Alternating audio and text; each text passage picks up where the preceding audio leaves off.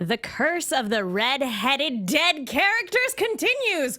Or does it? We really hope it does. Hey there, Rooster Teeth fans. Welcome back to the RWBY After Show here on AfterBuzz TV. Tonight we are talking about Volume 6, Episode 12, Seeing Red. We're going to be breaking down the episode and giving you all of our theories about what's to come, so stay tuned. You're tuned in to AfterBuzz TV, the ESPN of TV talk.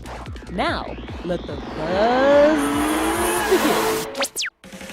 I can't wait till the end of the show for predictions. He did! I really wanted to start with Ding Dong, the witch is dead, but we here. We do what we do.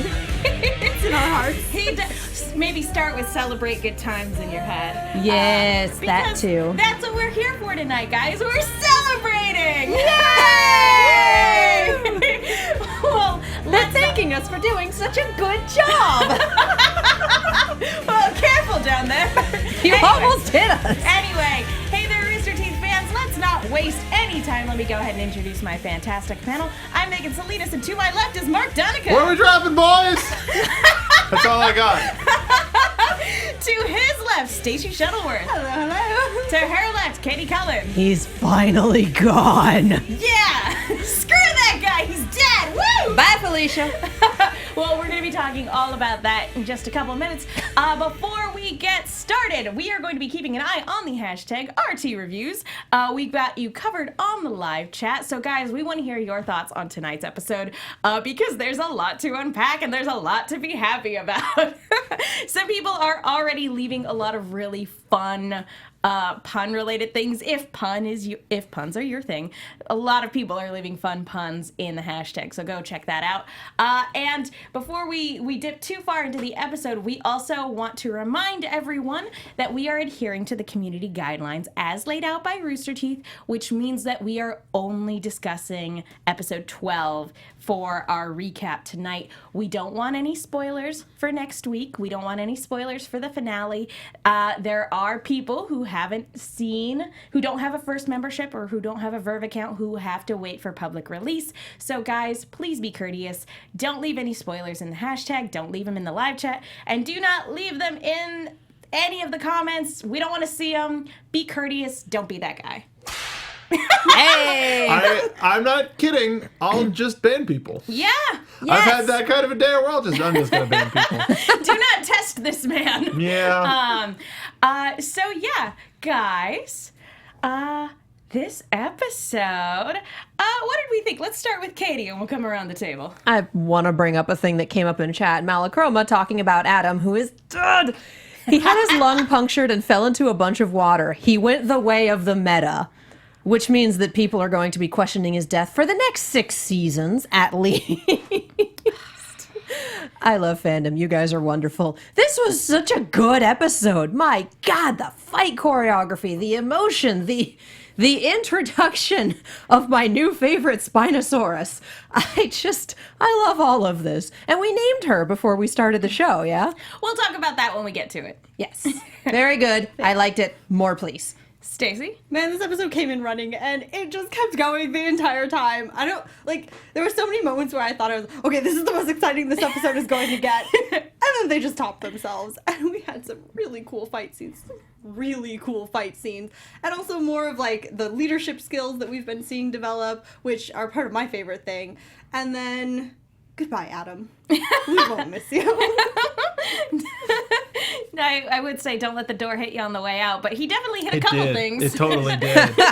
His neck Rocks are not like doors. Broken. He is an ex-Adam. He is swimming with the fishes. He is singing with the choirs eternal. Yep. Mark, what did you think of tonight's episode? I liked it. I forgot what I was going to say. Before we get too deep into it, though, we didn't necessarily have a prompt for art, but we want to thank. I totally forget who left this in the hashtag. Jester's Chessboard. Jester's Chessboard, always one of our favorite artists, left us this of the Quartermaster as. It's something that we talked about last week. We have the Quartermaster from Camp as the giant mech that... Cordoven's in there somewhere, so presumably Cordoven has Quarter Sister too. I didn't need to think about that, so thanks. I mean, hey, who's to say she didn't get freaky? For those of you listening on iTunes, we highly encourage you to check out the hashtag or switch it over to YouTube for a second so you can check out this fantastic artwork. Cannot say thank you enough to Jester's Chessboard because this brightened up my day. This was a complete And that's joy. part of the reason why we started a little bit late, because we just saw this and had to get it into Josh in the engineer booth. Yeah, so we wanted to share it with you guys because it's so good and it brought smiles to our faces. So we hope you guys enjoy it too. Thank you so much, Jester. You're the best. Before we dig into the episode proper, we have a quick announcement for you guys. Yes, we do. Before we move on to the first topic, we just wanted to say thank you for making us the ESPN of TV Talk. For us to continue to grow, we could really use your help. So if you're on YouTube right now, hit that thumbs up button and subscribe. If you're on iTunes, please give us a 5-star rating. And if you're listening on one of those two, go to the other one and do the thing for the other one. But no matter where you are, leave us a comment or a review so that you can get involved in the conversation. And we've been a part of AfterBuzz TV for quite some time, and the community has always surprised us in the ways like fan art in the ways for it to get involved. So without your help, we wouldn't be where we are, and without your help, AfterBuzz TV can't continue to grow. So thank you very much, and we hope that you enjoy the rest of the show. Yeah. Highly recommend subscribing if you haven't already done so. The Voltron after show is something where you can see some familiar faces here at this table, and we are going to be talking about the series finale in a couple weeks, so be sure to subscribe and stay tuned for all of that. I am loving the hashtag right now. It's pretty great. Well, also, everybody in chat is now blind. I just love Renji. Well, that was an interesting picture to walk into. Yes, it was. Welcome to the show. We adore our fan artist. It's so great. Renji's a regular. He should know this already. Pepsi Fan 24 says crashes airship into Atlas. Kids are here.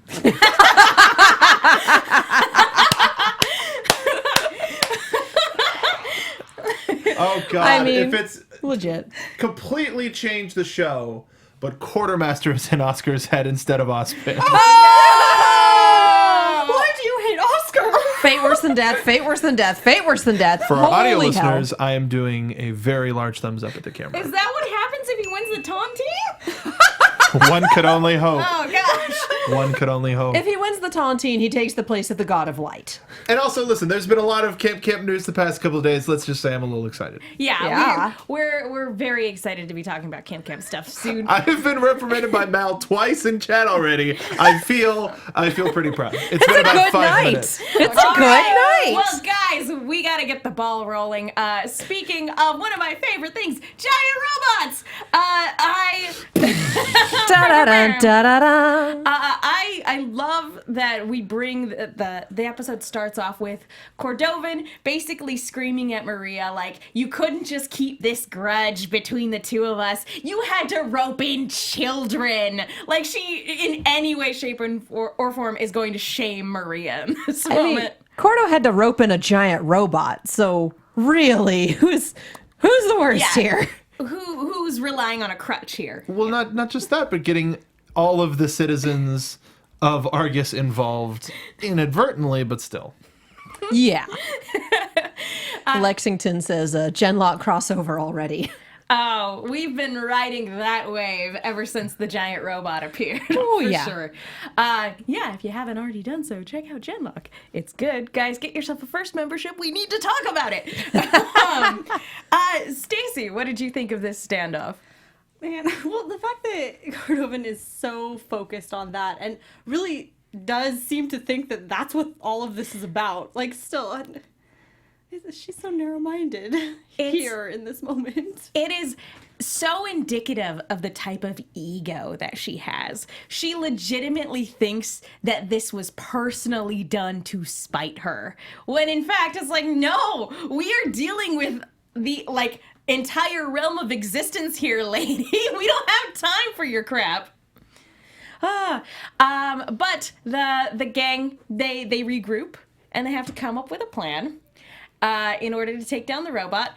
And thanks to Oscar's reconnaissance, they basically determine, hey, we can shut that robot down, by staring exactly down the barrel of that giant cannon. And he volunteers. Well, that was Oscar's inadvertent point. That's not what he meant. That's not how he Makes pitched very it. clear. Because it started as the rocket launcher pops out, take that out. Well, that Cordo cottons onto that, which I wasn't expecting, but I rather liked. I mean, she's egotistical and terrible, but she's not an idiot. She made it to that position for a reason. Yes. We haven't. If there's ever any sort of a flashback, I'd see prime Cordovan on the front lines of something. Maybe it's something that we'll hear about the Atlas military when we get there, if we get there. But it's when we get there. But I'd like to. There's no. I don't. She's not. Yeah. She's not stupid. Yeah.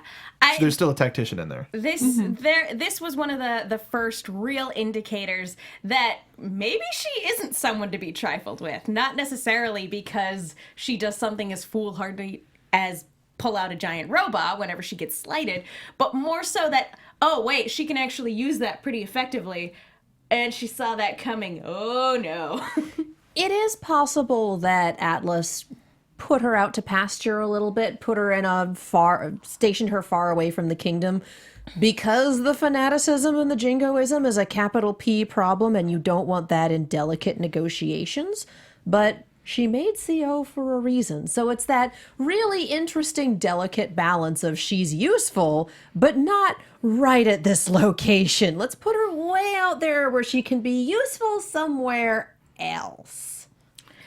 See, at this point, I'm not sure that was necessarily the case. Go ahead, Stacey. Yeah, well, because it does seem like this is actually a very important location to have battened down. And if they've got, I mean, we see pretty advanced technology for monitoring what's going on off the shores, even if it's just in passing right there. So she does have an extremely important position. And it was nice because we've seen her kind of as a blundering kind of caricature up to this point. So to see that glimpse of competence was like, okay, yeah, she is here for a reason. Yeah. If anything, it's her subordinates that are the incompetent ones. We get that quick shot of all of the surveillance crew standing by the window, waving their arms and cheering while they're missing a huge, they're not actually utilizing their monitoring equipment.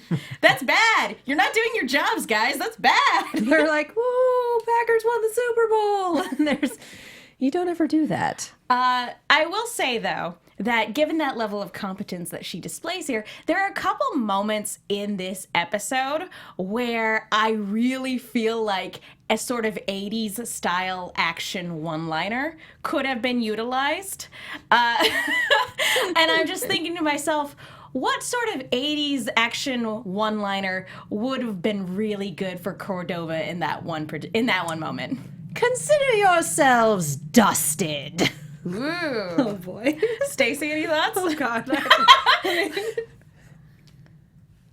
I wish I had a little bit more time to prepare. Jeez, I didn't know there was homework, Mom. Improvise. Yes, and. Looks like you just threw away your shot. Ooh. But see, that's only funny to us because Hamilton. I don't know if Hamilton exists. I assume a Hamilton analog exists within the world of RWBY, and I refuse to believe otherwise. Well, we'll marinate on that. I just won't do it. We'll tap it out. Yeah. I'll go ahead and Dabbing out? I'll assign you this when we send Adam on his way. I want everyone here to think of a one-liner to send off that character. So we'll put a pin in that. And we'll come back around to We've it. never done one-liners.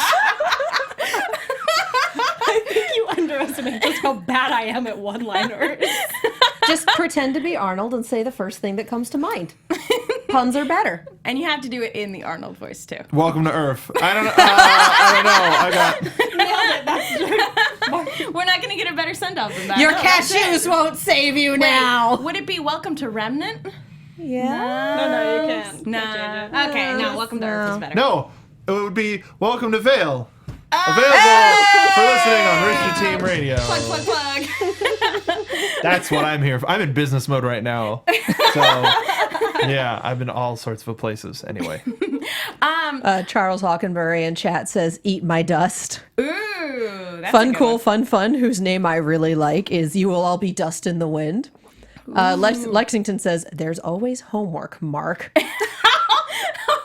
not fair. I sprung this on everybody. Sorry. And I want to bring up a point from VMR Wolfman. You know, all of this could have been avoided if Crow had just turned into a bird and flown to Ironwood. I doubt Atlas Border Control would have tried to stop some random crow. How fast do you think a bird flies? And how long is the distance to Atlas? Because I think that's an endurance test that Crow's not going to win. Like, it's a legit idea, but there's nowhere for him to land and rest on the ocean. I'm just saying that that's what I've been saying this whole little mini arc that we've had this season. Just turn into a bird and get out of here. Although I will say that Crow actually does step it up because RWBY, despite missing, actually does. She does probably the craziest thing I think we've ever seen her do, which is use her semblance to get right up in the barrel of this giant cannon and shoot it point blank. Holy cow! What the hell were you thinking, RWBY? It also provides a very, very amusing screenshot of her head popping out of like the Rose speed pedal thing. It's pretty silly. It's almost as silly as the freeze frame when they bolted in after Oscar back in town. But it's pretty silly. It's just the boop. Yeah. But Crow steps it up because as she goes flying, because what the hell was that? He goes and he catches her. Katie, it looks like somebody in the live chat said something amusing. God bless Cam Griffin. Is he an African or European crow? Are you suggesting crows migrate? I don't know how you knew that a Monty Python reference was the direct way to my heart, but well done. You did one earlier, so you left it open. Did I? You did Dead Parrot. Oh, that's right. I do that so often when characters die. It's just automatic at this point. I was going to say, did you forget where it came from? Look, it's been a very long day. It has been. It's been a very long day for everybody. But so she does it. I will say I feel bad for Maria. Her eyes shorting out. She doesn't actually get to see the carnage go down. She doesn't get to see the robot. How much death do you think she's seen in her life where she could let a giant robot? I think it's more of witnessing Cordoven being hoisted on her own petard. But even so, about missing a giant robot explode, that's a shame. I'd be disappointed if I didn't get to see that. Yeah. We haven't seen too many giant robots pulled out over here in the world of RWBY. That's true. I'm pretty sure that as far as RWBY goes, we've only seen the one. So, yeah. Although this... So yeah, Crow steps it up. He catches RWBY, and she has a nice little "I told you so" moment, which is super cute. But you know, this is kind of a short-lived celebration because what do we see? But a giant Grimm heading directly towards Argus. And someone pick up that phone because we called it. Like weeks and weeks ago, when this robot happened, it was, well, it's gonna freak out the city, and that many negative emotions are gonna send the Grimm running. So, yikes. And here we are. Stacey, what did you think of the design of this Grimm? I mean, we have to, yeah. It's just the little arms. Honestly, watching it kind of waddle out from the sea at first and then just fully stretch out and become this horrifying creature. It's a little Spinosaurus with little arms. It's terrifying because of its scale, but there's some part of it that's just like, aww. You're derpy. dumb. It's cute. It was almost endearing at first, and then it like really unfolds, and you're like, "Oh no, we're in trouble." And then, well, yeah, that's next episode territories when we really get into. Mark, what did you think of the design of the Leviathan?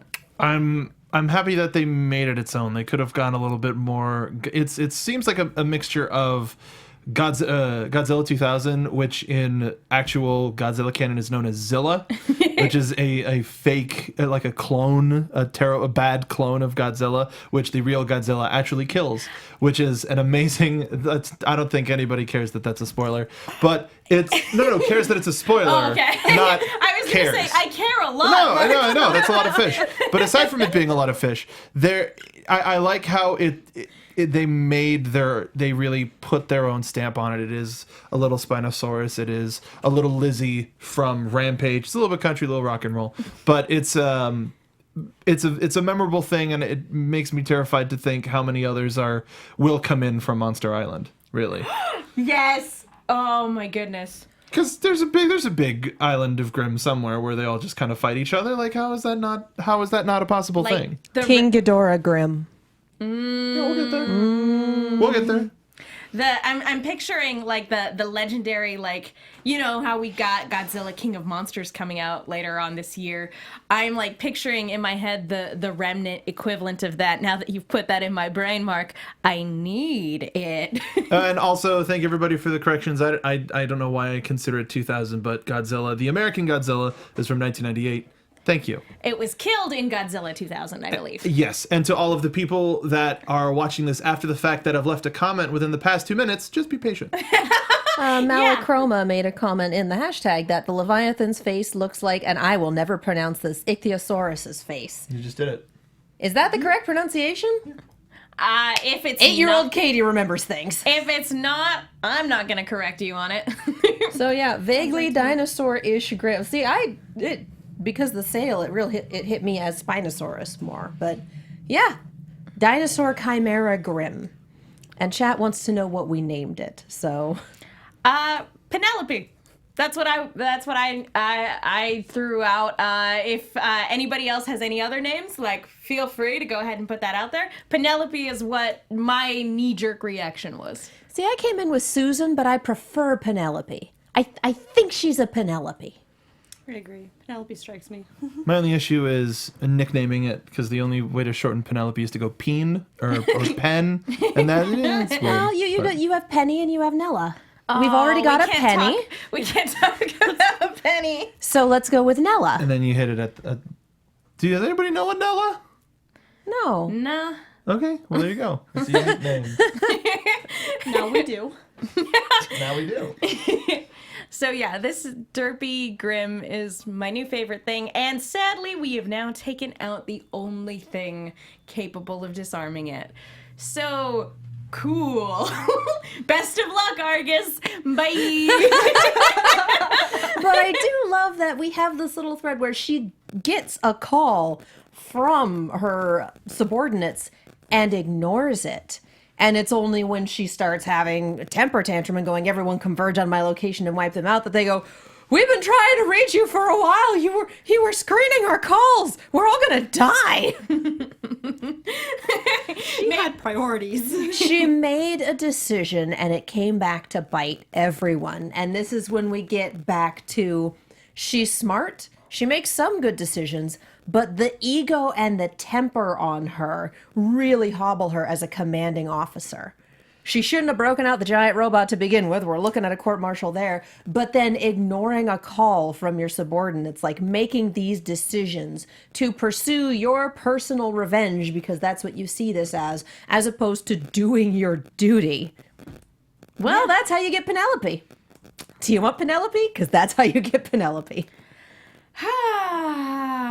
Well, do we have any final thoughts on this fight with Cordoven and the subsequent Grimm that is heading towards Argus? Mark, any thoughts? I think it's safe to say trial by fire.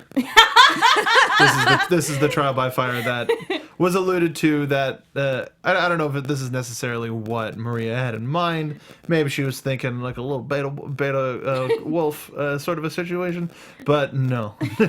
this is pretty big. Did anybody?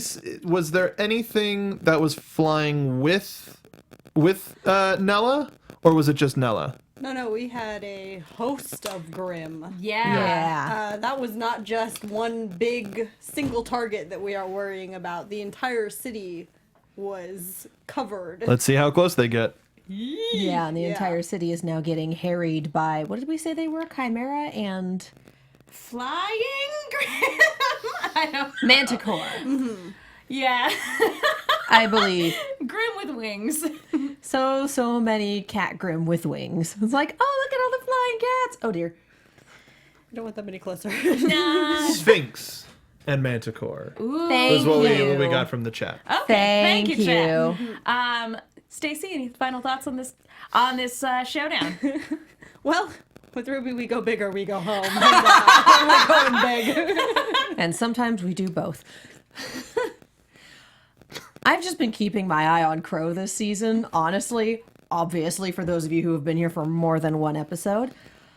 I do like that after his reality check last episode, we still have him being very concerned, especially for Ruby's safety, but also being willing to let her go and do the thing. Like, he's coming around. It's a process. He's having some issues, but he's coming around. And again, I appreciate that. I appreciate that we're getting to see this development from him. I think it's more like he's realizing he can't stop her. Personally, that's what part I of think. that's part of coming around. Some people never get that about their kids or kids in their care or whomever. Nieces and nephews and all that.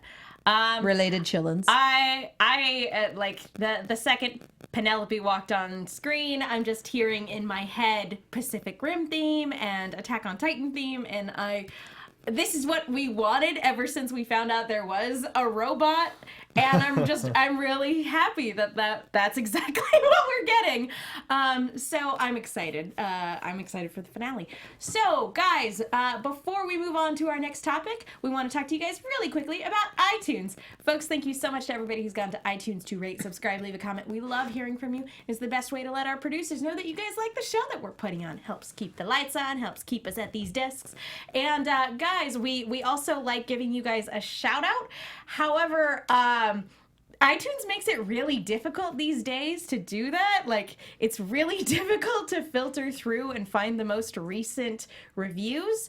So something that might help us out is if you guys take a screen cap of it, put in the hashtag RT Reviews, not just for people in our international audience, but people in our domestic audience as well, because it makes it a lot easier for us to give you guys those shout outs. And we want to give you guys shout outs. So go ahead, take a screen cap of your comment, put it in the hashtag. It's going to help us out a lot. And we hope to read it out by the time we get to the finale. So like this most recent review that we got from Boss Gerald. The review says, "My Wednesday night ritual. Every night of the week, I have something to listen/watch. This is on my Wednesdays. The hosts do an excellent job of covering everything from Rooster Teeth, from jokes to the amazing puns to the widespread predictions. The Rooster team is amazing. Keep up the phenomenal work." Thank you. Thanks, y'all. We love you too. That means a lot to us. So yeah, if you haven't already done so, go to iTunes, rate, subscribe, comment. And guys, if you want even more Rooster Team content, there's a place you can go. What's that? Are you talking about anchor.fm/the Rooster Team, otherwise known as Rooster Team Radio? What? We didn't even write this segment. Hi, I'm the Internet's Mark Donica. Welcome. I'm here to plug our newest thing. If you go to anchor.fm/the Rooster Team, and if one of our fabulous mods could, I don't know if they can post that link. Actually, I think you can post that link. Anchor.fm/the Rooster Team is where we're putting all of our secondary stuff. And because of the weirdness surrounding Genlock and it being a first only program, we didn't feel like a Rooster Team Reviews after show on it would be appropriate, because not everybody has access to it. Now, of course, we want everybody to have first. That brings new people in and more money to the network, et cetera, et cetera, et cetera. So as a way to wait a little bit while people are catching up, we have put a Genlock show together, which you can only listen, and we're an exclusive to an exclusive, but this is free. If you go to anchor.fm/the Rooster Team, you can check out the first episode of Gen Lockdown, our Genlock deep dive show. We did 1 hour and 10 minutes for episode 1, so please make sure to check it out. We're trying something new with this. We want to, with how stuffed the Rooster Teeth slate is going to be this year, because we already know Camp Camp's getting 18 episodes, so it's going from June to October. We haven't heard anything about Nomad yet, but we know Red vs. Blue is coming back in March, and Achievement Hunter is coming back soon. Hardcore Tabletop is coming back soon. There's a whole bunch of Bloodfest is dropping on the website pretty bloody soon, which is great. So with all of this stuff, we needed just a little bit more time, and so we ask that you humbly head on over to anchor.fm/the Rooster Team. By going to that website, you can also see all of the different podcast networks or the podcast services that you can subscribe on. There's Google, there's Stitcher, there's iTunes, there's what's the spoofy Spotify, there's a lot of other ones as well. But that's also where Welcome to Vale is going to live. Wink! That's a big wink there. There are 4 episodes for now, but we're also going to be introducing some new stuff soon. But if you want to hear us talk about Genlock, that's where you go. And if you like the show, tell your friends, because we're trying something new with this, and the best way for us to know that it's working is if you come and support us and share it with your friends. And if you want to spread it, use the hashtag GenLockdown. But aside from that, we have a new shirt on tpublic.com/the Rooster Team. It is a Genlock shirt. It is a Katie Cullen original. It says, "I am Genlocked." What is that a reference to? You're probably too young to remember. Oh, I wish I didn't remember Make it. me feel old, why don't you? Was that a dig? A little bit. And the last thing I'll say is we've started a Discord channel where we have discussion threads relating to all of the stuff that we talk about and a little bit more. That link has been in the chat several times already, but I'll post it one more time. By the time I finish talking, I should have enough time to link it again. But thank you to everybody for your support. This Genlock thing, we really want to do well, and we need your help. So please go visit us, anchor.fm/the Rooster Team. Yeah, it means a lot to us when you guys support us in our extracurricular endeavors, particularly Welcome to Vale. I'm excited for what's to come. Guys, it's going to be a good time. And that Discord is so much fun. You guys have a lot of really good stuff to say there. And if you want a little more interaction with us, we do pop in. We do get involved in that discussion. So we know the live chat is wild and crazy, and the Discord is solid ground. The analysis in there, the photoshops that people put in there, they make my heart sing. So keep it up, guys. We love you. Y'all are the best. All right. Back to the episode. When last we left our heroes, we found out that hashtag Bumblebee is canon! We've known. I know. I mean, It's just nice to be vindicated. Now, Mark, what you're suggesting is that we have, like, sort of low-key centered all of AfterBuzz's branding around one particular ship. Now, someone might say that that's excessive. But that's none of my business. Wait. Already did it. Also, I'm the only one here with tea, y'all. Anyway. Well, then you should be doing it. Get on that, Megan. Make those memes. Well, yeah, we have Blake and Yang holding hands against Blake's abuser, Adam. Guys, this is the confrontation that we've been building up for. But thank you for being so black and white about it. No, legitimately. Yeah. Just He put it is. out there. He is. Anybody who tries to apologize for Adam, I'm sorry. This is a place of discussion, and we want a lot of points of view to be valid. You know, we respect your opinion, but he is an abuser. It's pretty unambiguous. I mean, if you say he's not, you are factually wrong. That's not an opinion. That's not a discussion. They were in an abusive relationship. He abused her. There's no gray area there. That's what it is. Textbook abuser dialogue from him. To the very end. Oh, yeah. Even though what we see now that he's taken off the blindfold, we see, we talked about this last week. It's humanized him. It does not in any way, shape, or form exonerate him from the terrible things he's done. He was a victim of abuse and then became an abuser himself because the world made him feel small, so the only way he could feel important was by making other people feel small. Yeah, I go back to this line a lot, but cool motive, still murder. So we talk about how we appreciate everybody's opinions and they're valid. And as somebody who's not into I say this even though we technically write fan fiction, but there are certain fan fictions out there that present the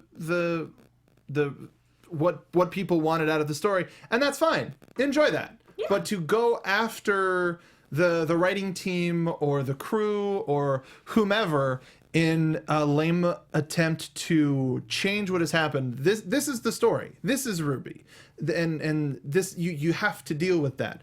And I'm sorry if this feels like I'm calling out somebody specifically on our Discord, but they brought up that people aren't a fan of how Adam went out. And to me, I'm just gonna say it. That's bullshit. When you are a shit of a person and a waste of space that Adam Taurus was, you don't get a heroic death. No. He died just as he lived. No fanfare, no nothing. It's similar to when we have terrible attacks in the United States and the news channels feel the need to talk about these terrible people and try to get into their mind. We've gotten into Adam Taurus's mind. He's a piece of shit and he died like a piece of shit. That's what I wanted to say. Flushed away. Like the piece of shit he is. Someone Malachroma drop a mic for that, Mark Donica. Woo! Malachroma sums it up, I think, very nicely in chat. You're allowed to like and sympathize with shitty characters without pretending like they aren't canonically shitty. Yes, you can enjoy villains. You can appreciate villains as characters. But the second you sit there and go, he's my precious boy and did no wrong, you did.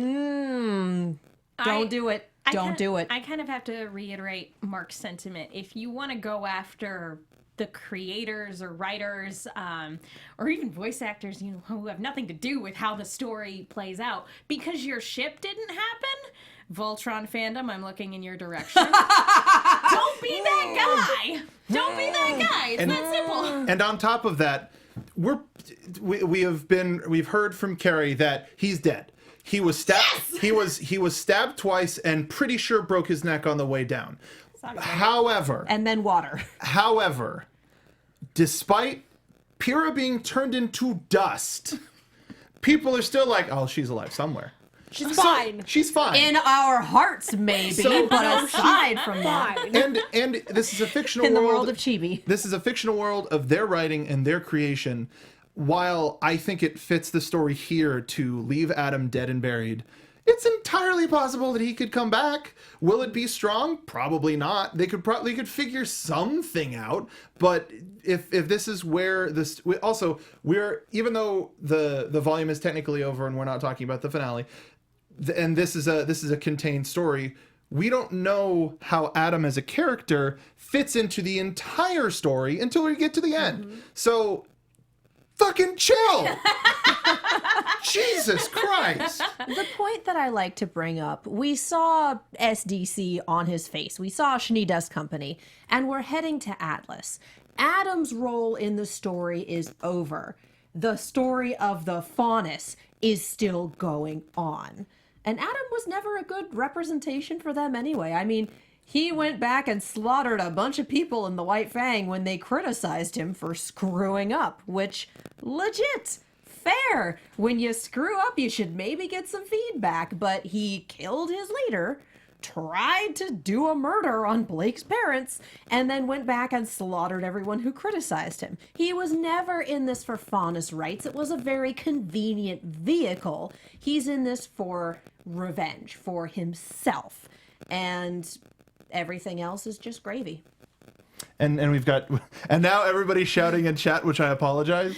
But I appreciate what's being said. Malachroma, woobify whatever villains you want. I don't give a but your headcanon has no power over them. But don't act like the writers are in control or in the wrong for writing their villains like villains. Can we get the air horns? Do we have air horns on that soundboard? He's a villain. He's a fucking villain. And I know we usually keep the language level at what the show is, but this is very important. Yeah, and for the record, it's okay to to whoopify villains. Like, I do that with my horror movie icons all the time. It's And okay. so do nature brands. There's an amazing Universal Monsters line at the theme parks.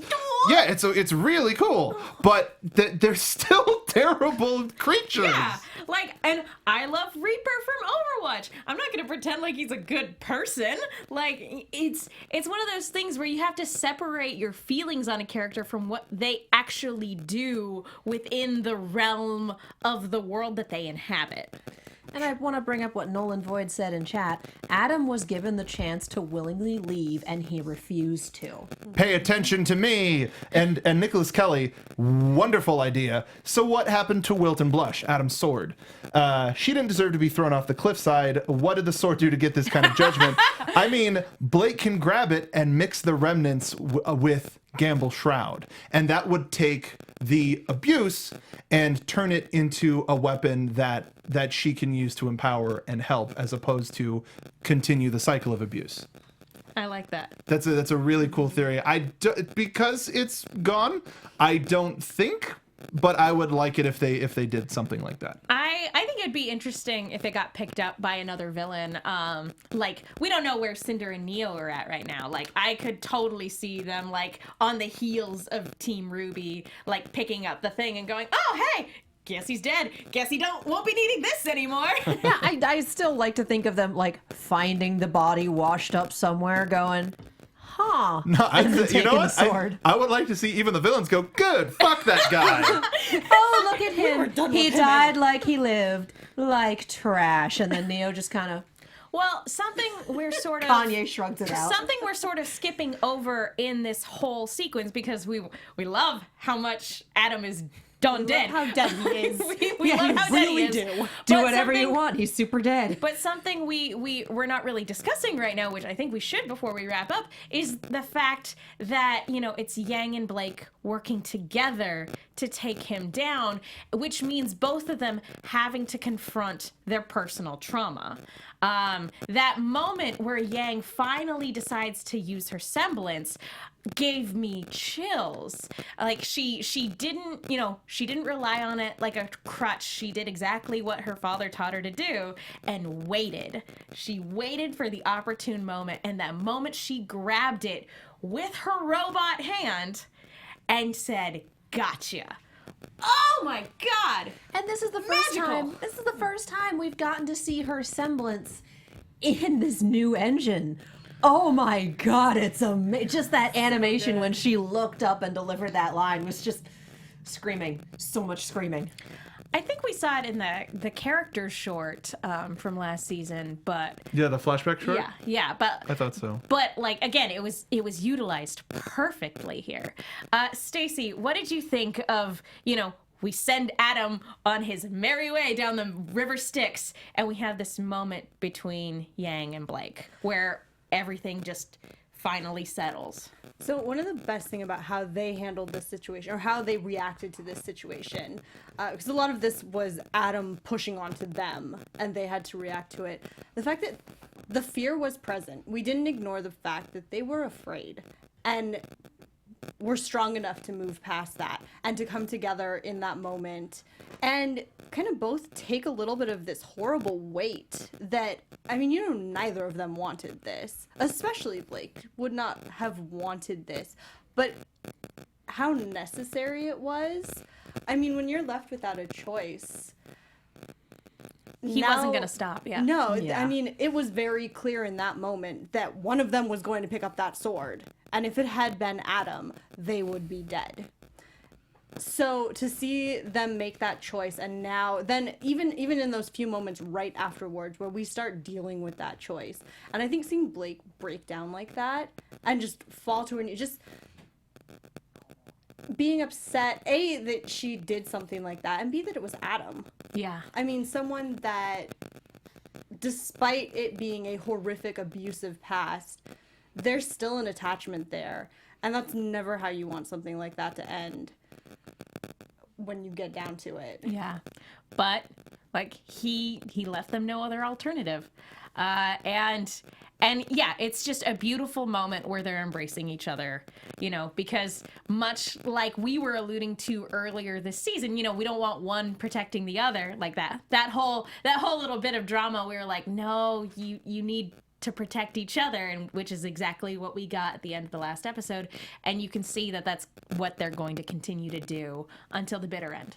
So I think that just about does it as far as the episode goes. Do we have any final thoughts on the episode before we move into some really quick rapid fire predictions? This was so cathartic.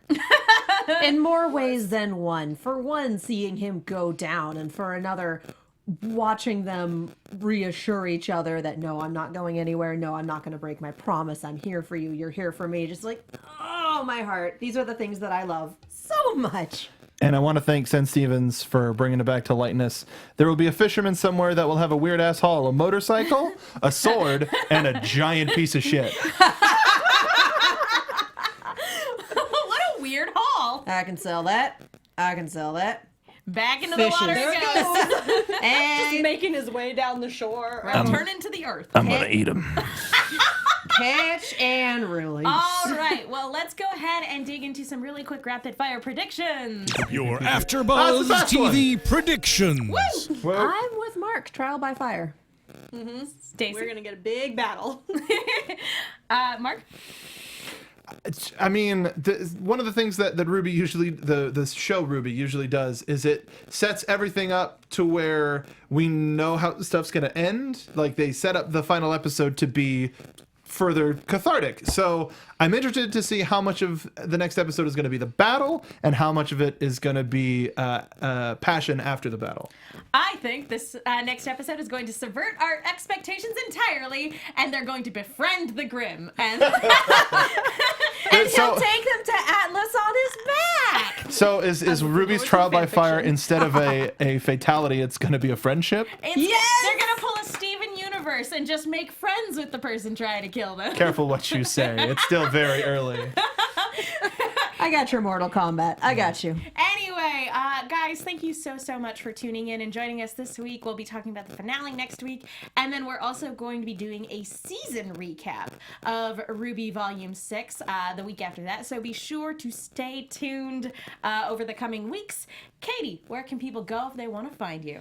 You can follow me all over the social medias, as well as on YouTube and Twitch at Kiaxet. That is Kiaxet. If you like reaction videos to that, they are living on that YouTube channel. I may or may not pull together a compilation of reactions to Kingdom Hearts 3, but there's not going to be anything formal for that. So, yeah, follow those channels. Keep an eye out. I am also on an Overwatch League podcast called On the Point. Stacey? I'm Stacey Shuttleworth. You can find me all over the web at Stacey Shuttleworth. You can also find me at Nerds Making Stuff, where I'll be posting some of my jewelry creations, a lot of fandom stuff too. I'm it's Mark B. Donica. You can find me on Twitter at Mark B. Donica. You can find all of us at anchor.fm/theroosterteam. If you want to hear our Genlock show, that's where it's going to live, as well as a couple of other things that we're going to be sprinkling in over the next couple of weeks. And follow the team at twitter.com/theroosterteam. We are on TeePublic, tpublic.com/theroosterteam. We have a Genlock design, we have some RWBY designs, we have a Welcome to Vale design, and we have a couple of other fun little fandom ones. So please check it out, support the show, support the show, support the show.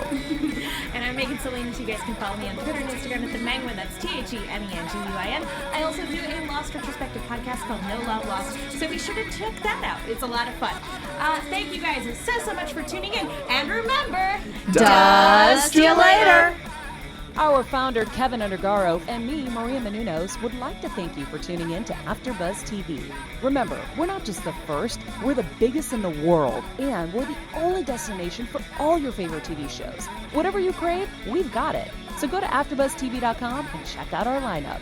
Buzz you later. The views expressed herein are those of the host only, do not necessarily reflect the views of AfterBuzz TV or its owners or principals.